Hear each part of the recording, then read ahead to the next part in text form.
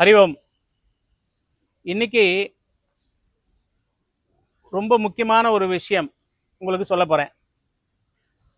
ஒரு சீடர் ஒருத்தர் கேள்வி கேட்டிருந்தார், சுவாமி விதி விதிச்சதுதான் அப்படிங்கிறாங்களே, அதை மாற்றவே முடியாது அப்படின்னு சொல்றாளே, இதுக்கு என்ன பண்ணலாம் அப்படின்னு கேட்டிருக்கார். நம்ம ஒரு பழமொழி ஒன்று சொல்லுவோம், விதியை மதியால் வெல்லலாம்னு. கரெக்ட் தானே? விதியை மதியால் வெல்லலாம் அப்படின்னா என்ன அர்த்தம்?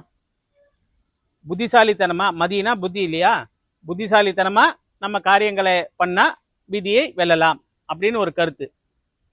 ஆனா சித்தர்களுடைய ரகசியம் பாருங்க, விதியை மதியால் வெல்லலாம் அப்படின்னா மதினா சந்திரன் அர்த்தம்.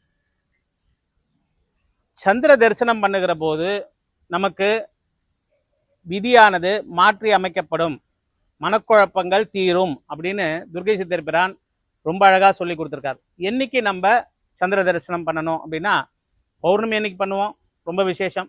அதே மாதிரி சுவாமிகள் சொல்றாரு, 3ஆம் பிறை சந்திரனை பார், உன் மனக்குழப்பம் தீரும். எவ்வளவு அற்புதமான வார்த்தை பாருங்க. நாமும் 3ஆம் பிறை அன்று சந்திரனை வழிபடுவோம். தொடர்ந்து ஒவ்வொரு 3ஆம் பிறையும் வழிபட்டு நம்முடைய மனக்கவலைகளை போக்கிக் கொள்வோம். வாழ்வில் வெற்றி பெறுவோம். நன்றாக. குருவாழ்க. குருவே துணை.